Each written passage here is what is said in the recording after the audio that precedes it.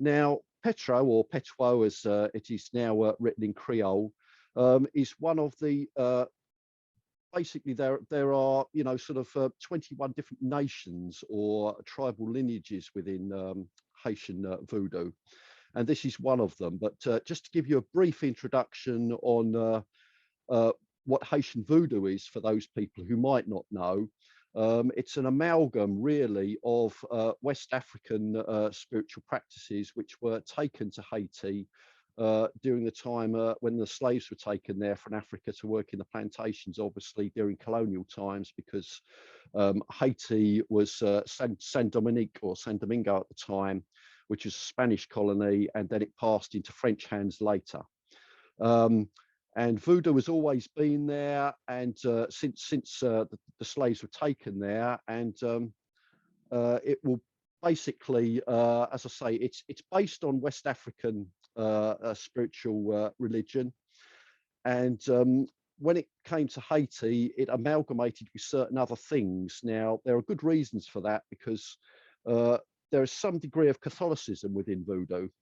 And that came about because in the late 17th century, something called the Code Noir was issued, which basically meant that all slaves had to renounce their traditional beliefs and turn to Catholicism, which, although that didn't stamp voodoo out, I mean, what that did was it gave birth to the what's known as syncretism, which is where a lot of the African spirits are seen as identical with certain Catholic saints. And this is really purely based on iconography, and gave the slaves a way that if they were, you know, forced to go to a church and sort of praise the Christian God, as it were, these saints could be seen as, you know, that they were also praising the Loa, or the spirits of voodoo.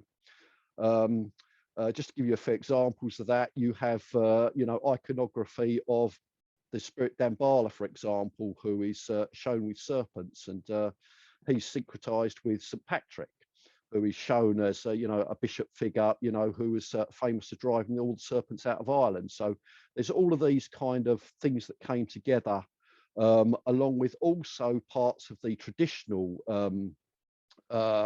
religious system that was already part of Haiti at the time, which was practiced among the Arawak and the Taino peoples, and to some degree the Caribs who conquered the Taino and the Arawak at quite an early stage in a large part of Saint-Domingue.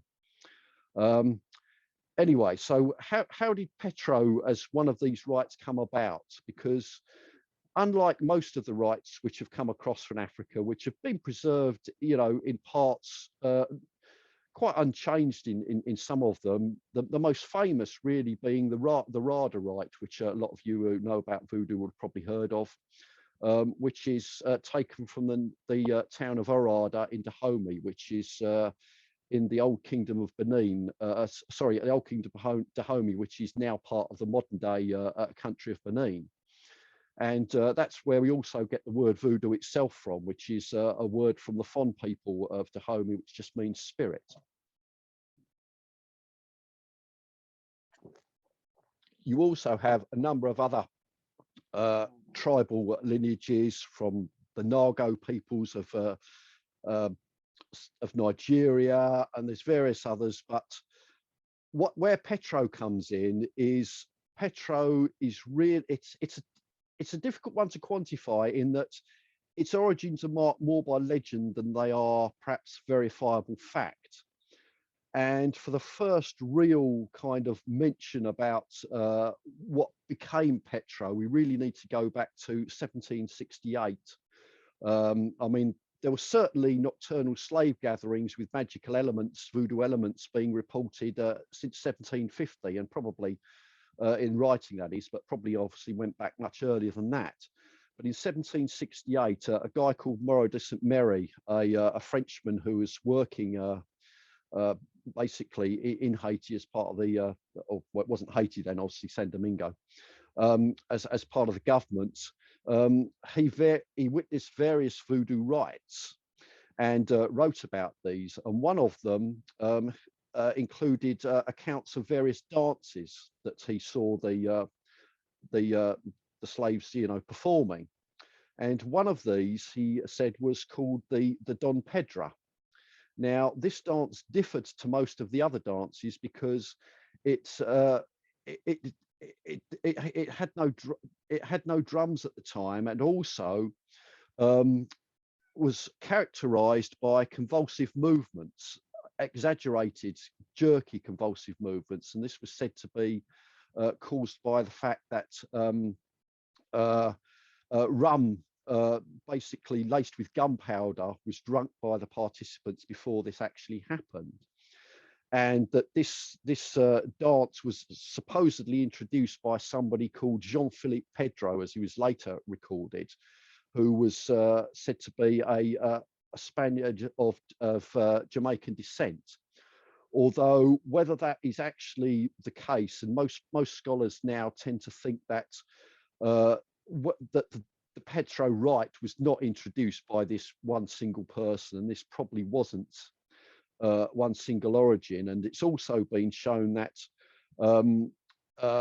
whether this person existed or not, that the name Dom Pedro was something which was applied to a number of kings from the Congo empires when they, and obviously there were a lot of slaves from various parts of Africa taken to Saint-Domingue, but in the earlier times it was more from Dahomey and other neighbouring states. But then as we get later on, it seems that they were taken from the Congo nations a lot more. And just to quantify what the Congo nations are, because obviously today we know about the Democratic Republic of Congo, and there's various other, you know, sort of Congo nations there in Africa, but we're talking about two empires, which was the old Congo Empire and the old Luango Empire. Now, these were divided by the River Congo, and this covered an area of Africa which was a lot larger than the modern Democratic Republic of Congo. It included Angola and you know, various other neighbouring states. Now, if we come forward a little bit, perhaps the most famous Petro ceremony, certainly in history, is the Bois ceremony, which was mentioned at the start there, which took place in 1791, and this was when a certain slave known as Bookman Dutty or Dutty Bookman, it's unsure which name he sort of went by, and again, he's one of these figures that's quite sort of marked by legend more than history, as he's not actually mentioned in accounts of Bois Cayman until long after the event, and even then with not actually having any particular pivotal role. So again, it's one of those, you know, sort of stories which is marked a lot more by legend than it perhaps is fact. But according to the story, Ursula Danto, who is one of the Voodoo Loa, and she is considered the mother of all Petro Loa, was evoked, called upon at this, you know, Bois Cayman event to help free the slaves.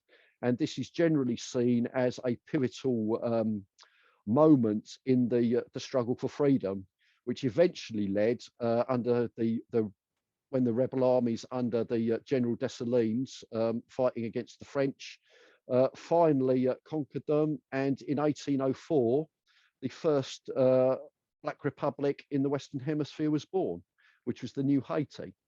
And this actually all came from Petro magic and Petro sorcery and various Petro Loa, Ursula Danto, as I've just mentioned. So how does Petro differ perhaps then to the other rites? Because the Petro Loa are generally seen as bitter or harsh, although a lot of Mambos and Huguns that I've spoken to these days prefer the term strong rather than sort of aggressive or, you know, sort of bitter, harsh, angry. But that aggression was there for a good reason, because obviously without that, they wouldn't have had the impetus, you know, to come up and fight. This was something, this is why the Petro Loa are generally seen as fiery and are evoked with fire. I mean, they are, you know, sort of the crack of gunpowder, you know, sort of fires, hot rum, things like this. These are all used during Petro ceremonies to get the the spirits, to be raised in that aggressive state which they can fight. Now,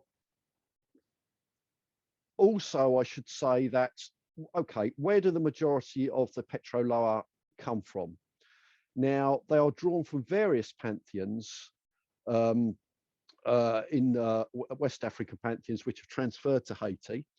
But the chief one, really, as I said, is from the Congo nations. It seems that from the Congo, that is where the vast majority of Petro spirits actually originated.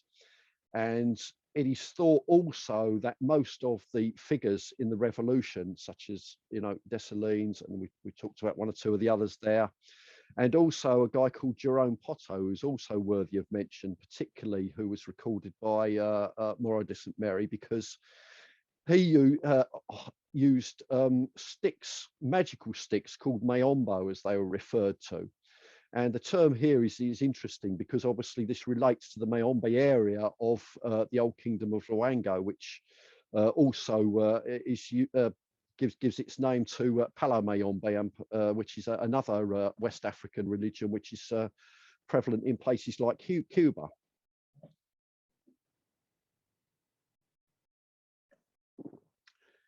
Now, the thing perhaps that distinguishes Petro more than anything else from the other different tribal lineages is its reliance on magic and sorcery. Now, this is something not always cognate with those spirits' African ancestry as well. But certainly, if you look at certain tribes in Africa, particularly the Vili and the Yombe, which spoke related the Congo languages and peacefully coexisted in Africa, a lot of the spirits you'll see within Petwo have come from their tribal backgrounds. And also the Yombe conception of fire, for example, was always associated with power and war. And this is why these spirits are always seen as very, very fiery, as opposed to sort of cooler spirits as they're known within, sort of other pantheons like the Rada. And certainly people that have got, that are born into Haitian Voodoo, they have what's known as a Metet, which is a master of the head, which is a personal spirit. And certain of those can be Petro Loa, but if they are often balanced by a cooler Loa, because it's not always good to obviously, be hot-headed all the time. Now, Petro certainly has become perhaps quite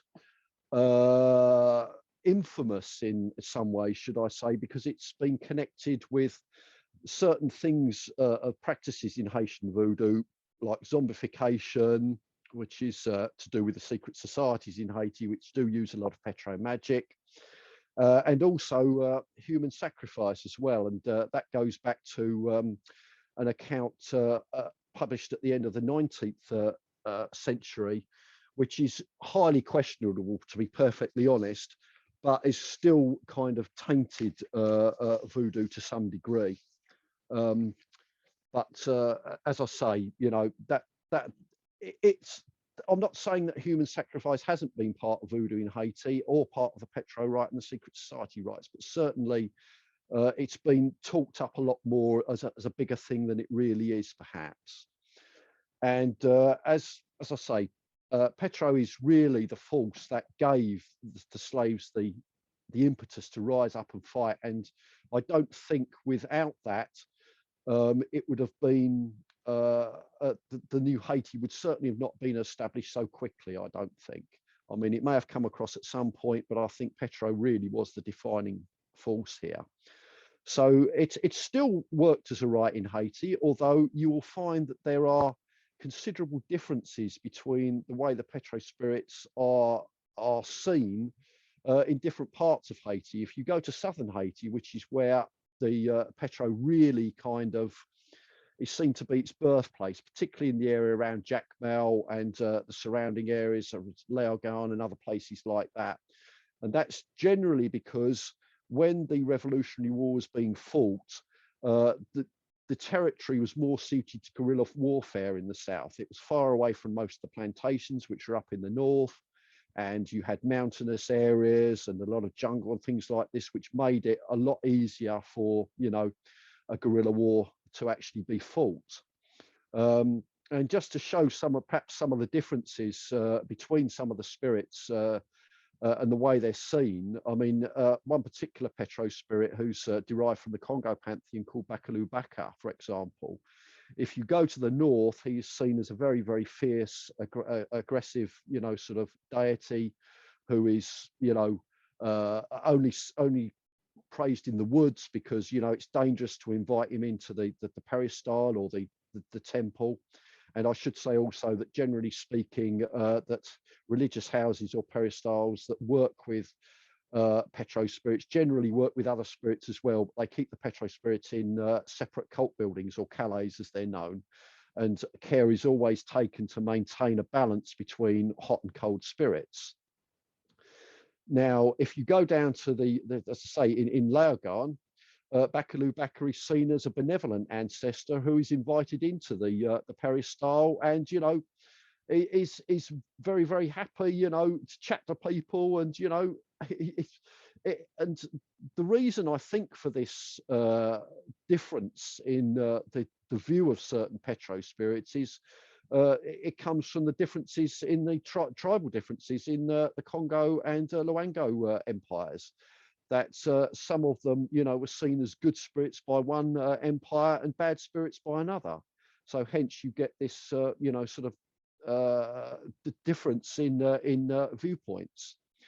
Now, Petro certainly is perhaps the part of voodoo that caught the notice of many Western occultists for the first time, particularly in the 1970s when Kenneth Grant wrote about certain Petro spirits when he treated the occultist Michael Bertio in his Cults of the Shadow, which Grant devoted quite a large section to Bertio's system.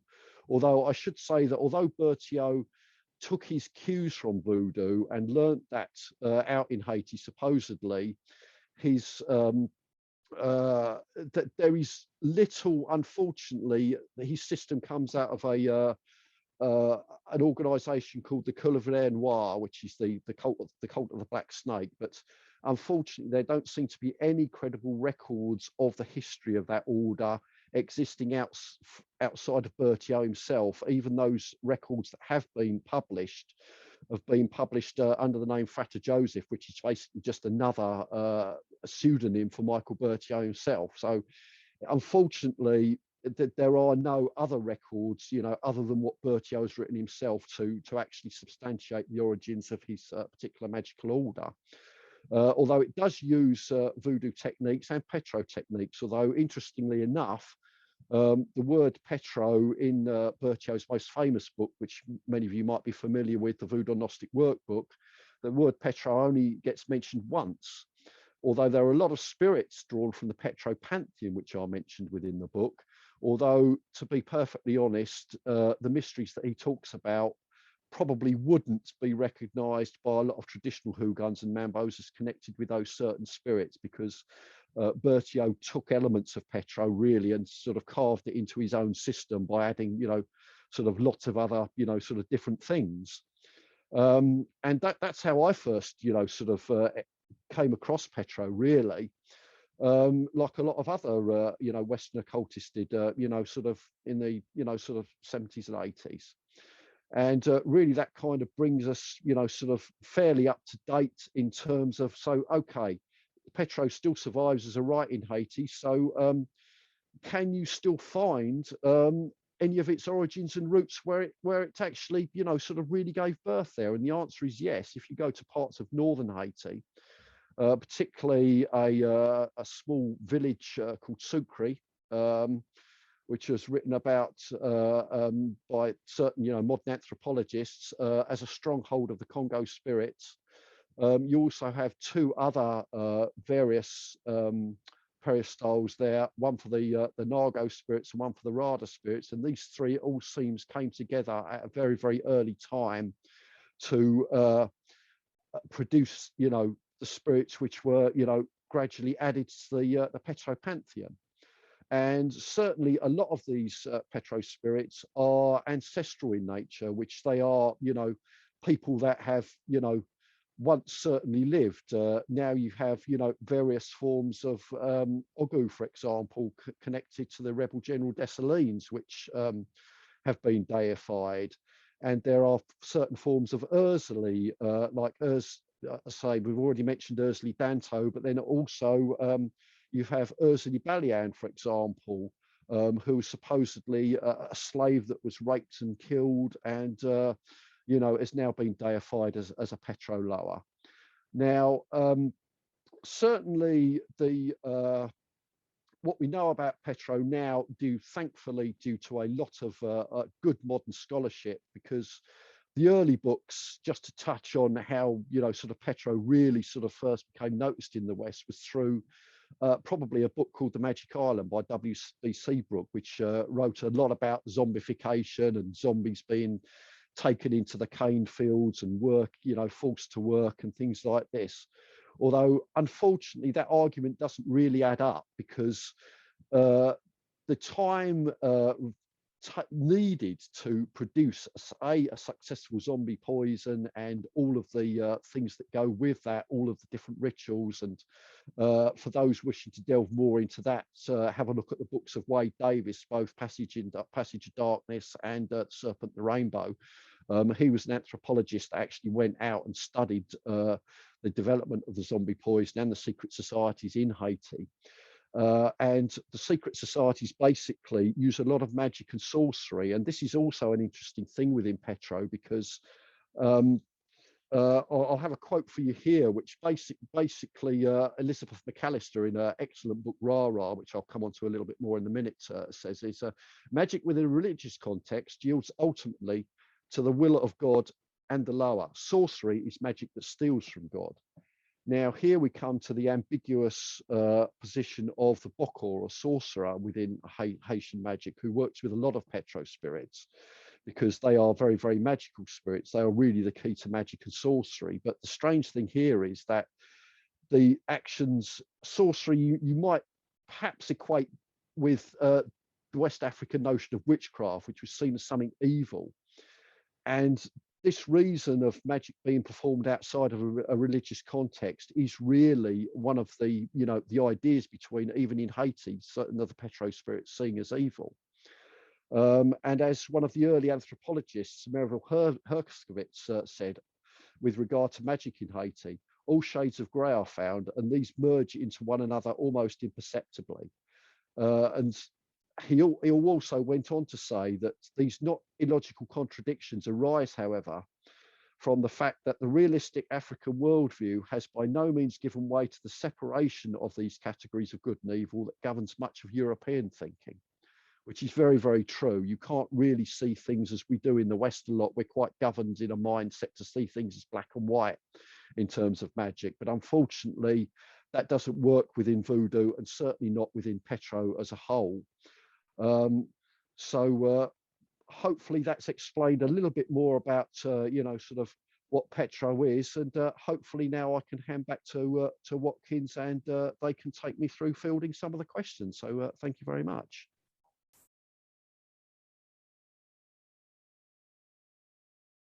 Certainly, yes. I mean, like basically, Freemasonry was introduced into Haiti at a very early stage. I mean, long before it was Haiti, long before there was a revolution there, the French had introduced Freemasonry there, largely due to a guy called Martinez Pasquale, who introduced, as I've written in the book, the Cohen rite, as it's known, or rite to the elect priests to Haiti back in the 1760s. And that's really why, if you certainly go to Laogan, where he stayed, you know, for quite a while before he actually died in, you know, sort of Haiti. Unfortunately, he went out there and never actually made the journey back to his native France. But he took a lot of these ideas out there, and you can actually see, if you look at a lot of the temples in Laogan, that you have, you know, certainly very, very obvious Freemasonic, you know, imagery here, within the temples. And I've also, gone into, a possibility that one of the spirits that's called upon during the rites of the Inukoans, a spirit called Baran, may have an influence possibly on the creation of Baron Samedi, the Lord of the Dead, within Voodoo, who is, not just a Petro lover, but is worshipped within all rites within Haiti. But because that's one spirit that, sorry, excuse me, slightly dry throat. That is one spirit that most people that have commentated on Voodoo cannot see an African, origin for, although I would counter that by saying that there is, because if you look at the god Nzambi in the Congo, there can quite possibly be derivations from that he was a creator god, lord over life and death. So it's quite possible that he's had a hand on the influence on Baron Samedi in Haiti. But I would also say, because of the connection of Baron Samedi to magic, that this spirit Baran that was worked with by the Inukoans could also have an influence there. So now you certainly, particularly within the secret societies in Haiti, perhaps more than, standard temples, you do certainly have a lot of Freemasonic, imagery and, Masonic style passports used to identify yourselves and things like this. And this is really an amalgam of not just European Freemasonry, but also secret society practices which are prevalent in Africa as well.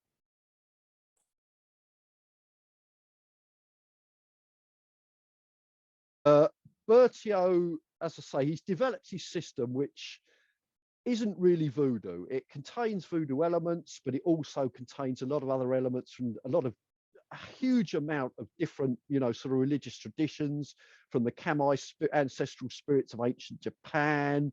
There's so much in Bertio's system which is not Voodoo, and I think even now today that a lot of people that started off thinking that Bertio was just a form of esoteric Voodoo would now say, well, no, Bertio's system really is not Voodoo. But this whole idea of esoteric Voodoo, shall we say, as a perhaps as part of Voodoo's evolution, started back in the 1920s with a guy, or I think it was around about 1919, 1920, with a guy called Arthur C. Holly, who, although it's a very francophile, shall we say, text on Voodoo, it did start to sort of pull in, a lot of other, sort of ancestral paths, from ancient Egypt and things like this. And also, if you look at the works of Milo Rigau, who wrote an excellent book, Secrets of Voodoo, in 1959, I think, or no, sorry, 53, it came out in French. And I think it came out in around about 1959, 60, I think it was, in English. And again, he incorporates a lot of these, sort of perhaps more esoteric, ideas that do also compare aspects of Voodoo with, certain other systems like Western Kabbalah and things like this, and planetary magic and things like this.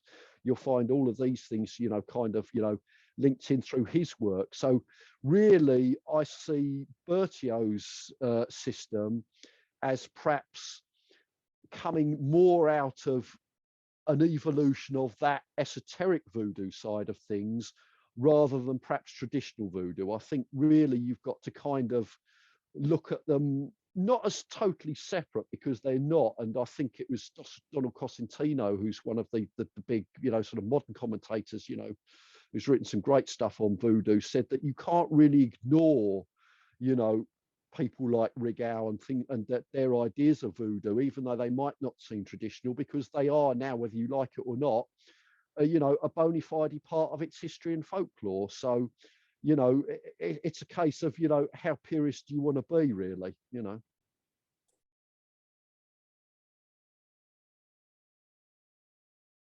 Really, he was only really informed by Bertio. I mean, I don't think he really particularly looked into Voodoo that much beyond that, because Grant's whole magical philosophy was really underpinned and informed by Advaita Vedanta, which is the sort of Hindu sort of concept of the interconnectedness of all things, and therefore he could see how different parts of voodoo would line up with different parts of the systems he was looking at, as I say, things like Western Kabbalah and other areas. So his ideas, I think, only really, as far as I can see, came via Petwo rather than perhaps traditional voodoo, should I say.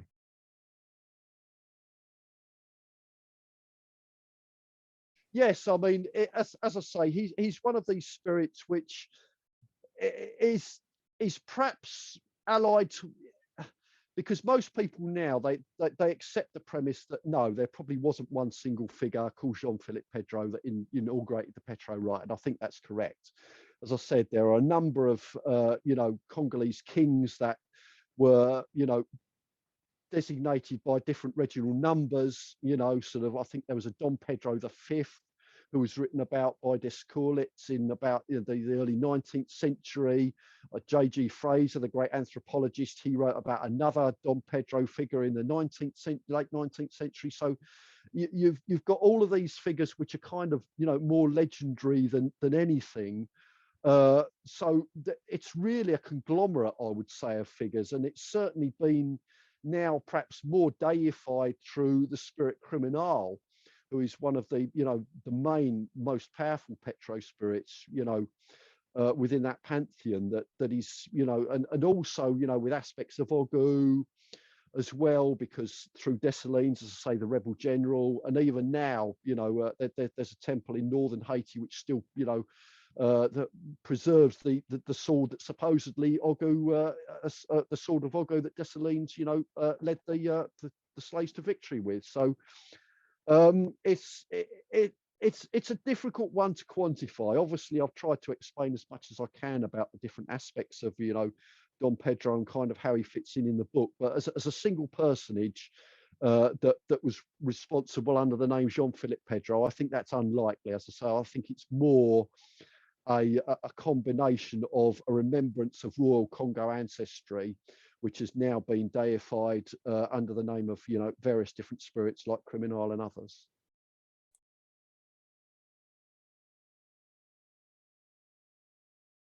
You really need to look at what the reason you're going into it, first of all, I would say, and then look at various houses, because I mean, now obviously we're in the internet age, and you can go on the internet and find various houses that will initiate people.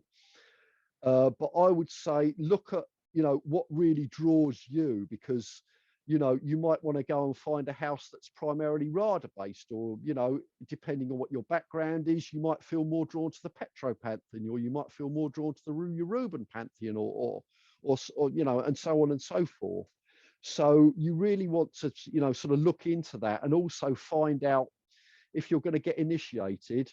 You've got to be prepared for a number of things. Firstly, the cost, which is not going to be cheap. And also the time that you're going to need to put in as well, particularly if you want to get initiated and rise through the ranks to become a Hugun or a Mambo, which is obviously the priest and priestess, within voodoo.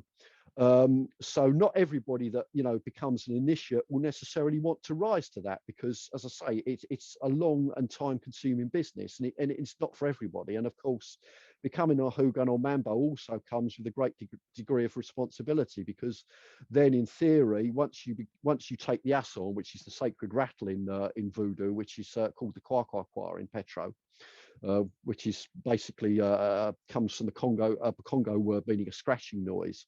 Again, it's all down to this, sort of kind of like harsh, scratching, fiery, kind of aspect. But certainly there are a number of, Petro houses, within, sort of Haiti, particularly in the areas of Jacmel, particularly in the areas of Laogan, also Port-au-Prince.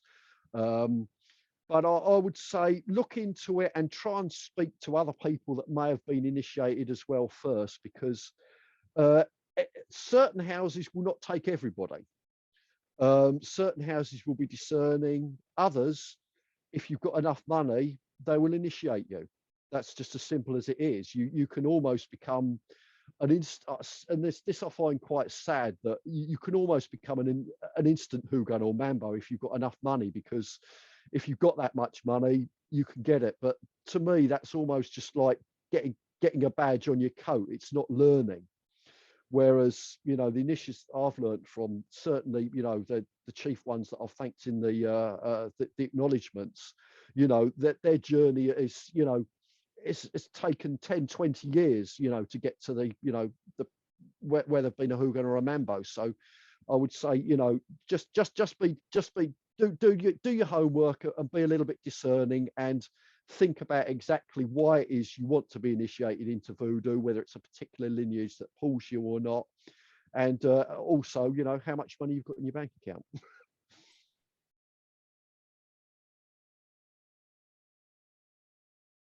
Yeah, I mean, certainly, even though the Petro rite has large, you know, the vast majority, and this is not all spirits, but the vast majority of spirits within the Petro rite have, you know, come from Congo origins. Obviously, there have been others come from the Rada, you know, and the Yoruban pantheon and all that. And I've tried to detail those in the book, certainly in the appendixes at the back, to show, you know, sort of where these origins come from.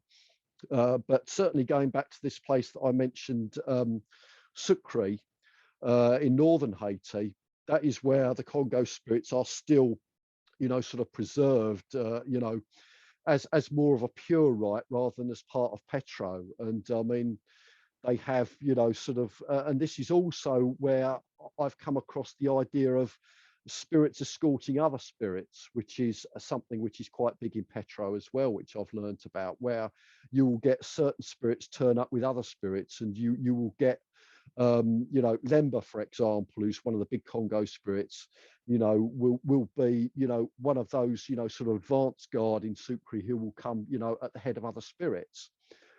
So yes, certainly you have got the pure Congo rite still practiced in parts of Haiti, particularly in Sucre, and you know, that's the one I know most about. But I'm assuming that is probably going to be the same elsewhere as well, because you will get certain houses which will preserve those pure roots, whereas Petro certainly is more prevalent in the southern Haiti, as I say, because that's where it really, you know, sort of took off for the reasons I've already outlined.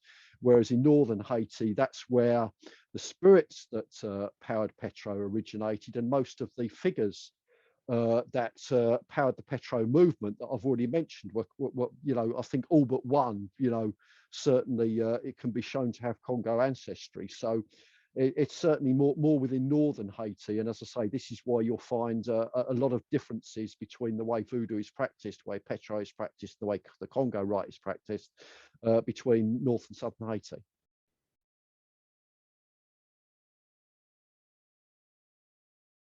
I really put it out there primarily to try and to give people an introduction.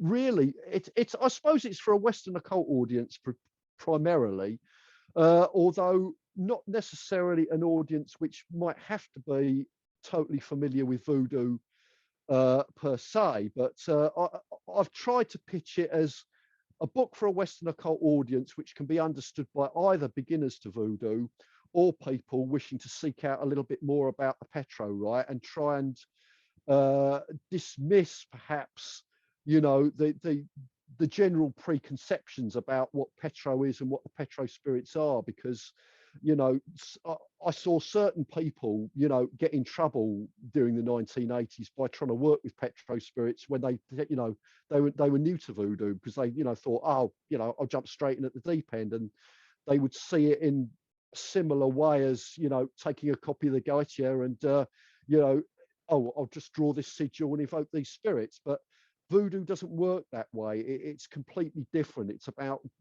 being introduced to spirits by those who already possess the knowledge of those spirits. So really, it's a book for a Western occult audience that is either, you know, want to learn a little bit more about voodoo and perhaps, you know, want to take Petro a stage further. And once those preconceptions are out the way, look at, as the other, you know, question raised, you know, look at perhaps getting initiated, which is what I would suggest that anybody does that really wants to work with Petro spirits, because that way you can do it a lot more safely. Let's put it that way. You're not going to get yourself in trouble.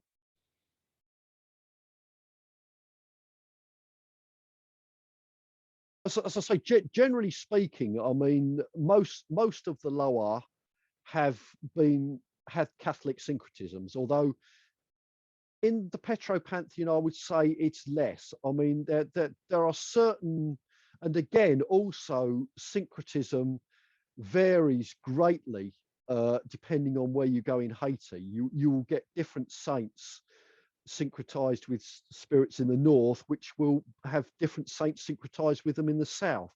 And again, this is all going to depend on where those, you know, that spiritual lineage has come from. But I mean, yeah, certainly, you know, pictures of St. Expedite are used to, you know, represent Baron Samedi, and in a lot of magical rites, you know, sort of involving Baron Samedi, and also, which I've mentioned in the book, that, and when I first studied voodoo, I used to think that turning the picture upside down meant that it was because it was a death curse, but that's actually not correct. Actually, when the pictures are used, the icons are used and actually turned upside down, it's actually to force the spirit to work harder. That's what it's actually to do. But I mean, obviously, there are a number of other syncretisms. You've got, you know, Ursula Dantor, she's syncretized with various forms of the Black Madonna, Mary of the Sacred Heart, things like this. Again, they're all Catholic saints, but as I say, it was only really born because this code noir was introduced in, you know, the 17th century. I forget the exact date, which forced the slaves to convert to Christianity. So therefore, it was a way of them still worshipping their spirits by, you know, having a picture of a saint, you know, up that they could look at and think, well, actually, I'm not worshipping, you know, St. Expedite or St. Patrick or, you know, whatever here. I'm worshipping, you know, or you know, venerating Baron Samedi or, you know, one of the other spirits. And as I say, that's how syncretism came about.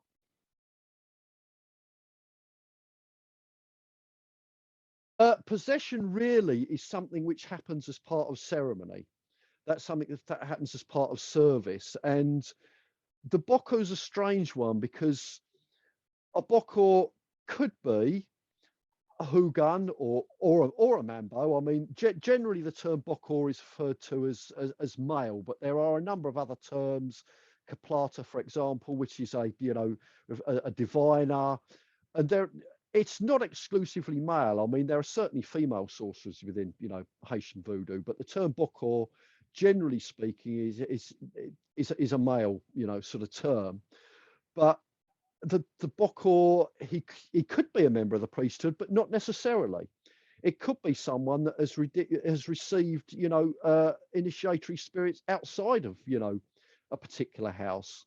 But they are practitioners of magic and sorcery, in that a Bokor will work with both hands, as it's known. He will serve with both hands because traditionally the Petro spirits are served with the left, and the Rada and the cooler spirits are served with the right hand. That's according to tradition. And there's obviously various other, you know, sort of you know, gestures, dances, and things like that that all go along with that. But no, I don't. I mean, I've never really come across any accounts of a Bokor just doing magic that is actually, you know, being possessed as part of that. I mean, spirits may be around at those sort of times. Of course, they will be, because they are called to help do the work, whether it's magical sorcery. But as far as actually being possessed is concerned, not at those times. I mean, certainly within the secret societies, I mean, which Wade Davis has written a lot about. I mean, they do a particular ritual called the Séance Ordinaire, which is, you know, you know, almost what it sounds like, a séance. Which again, this goes back to a lot of the Freemasonic stuff to do with the Liu Cohen rite and the elect priests and this sort of thing. Which, you know, these sort of, you know, rites. You know, if you look at them, and I can't remember the title of it, but there's a couple of very good books have just come out on the Liu Cohen rites by, you know, sort of Masonic publishers, which unfortunately weren't out in time, you know, for me to include in this book, and I haven't got yet. But I mean, I think that would probably throw a little bit more light on it as well. So.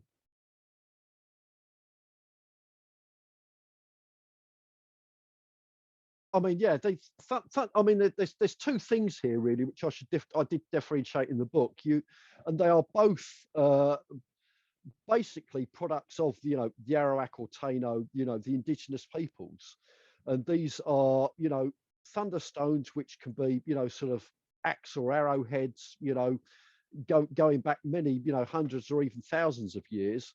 And also zemi, which are containers which are originally used to house the ancestral dead among the Arawak. And the reason these are prized is because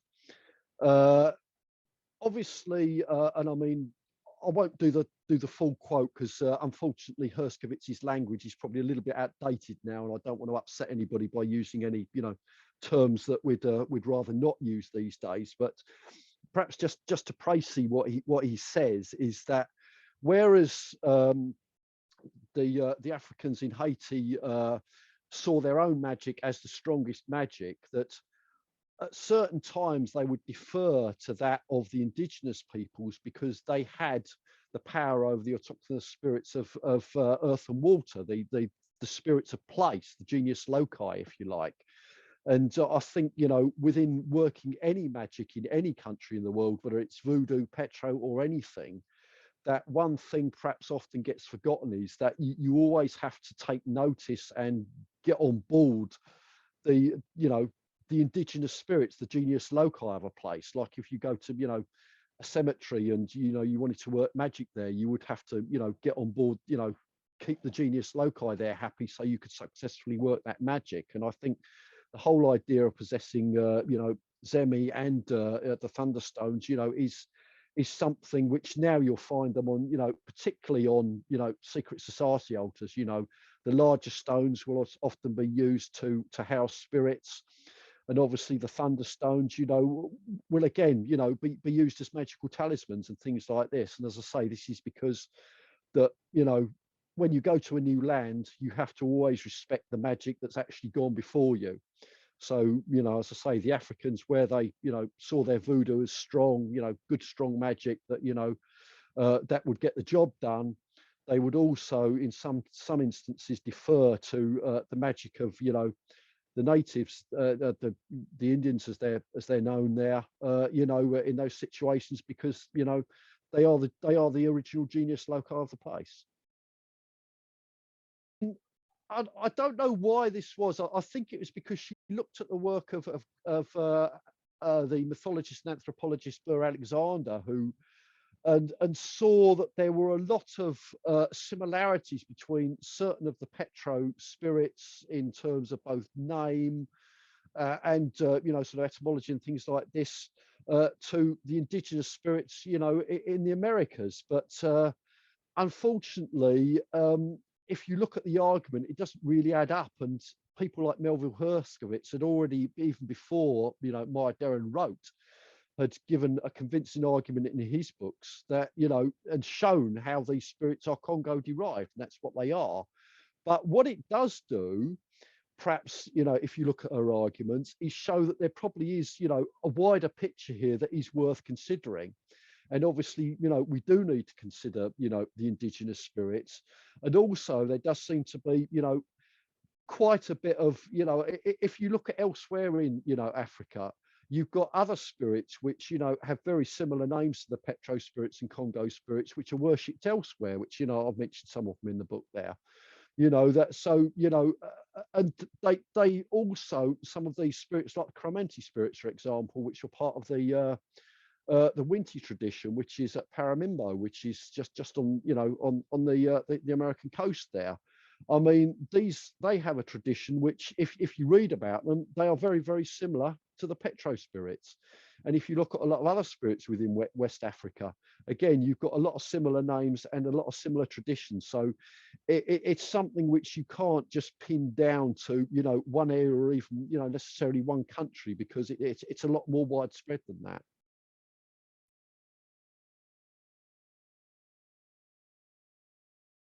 Another couple of books which will be coming out at some point, which are in the pipeline. The first one is a history of Essex folk magic, because I'm an Essex boy, And obviously, I've always been interested in the magic and the witchcraft, which has been very strong where, you know, in the areas where I've grown up. And also because it's now out of print and just got ridiculously difficult to obtain, I'm going to do a second revised, enlarged version of my first book on the Typhonian tradition as well. So that will come out at some point. So yeah, that's the two up and coming things I've got. No problem. Thanks for having me. No, it's been a pleasure. And thanks to everybody out there for listening. I hope you enjoyed it.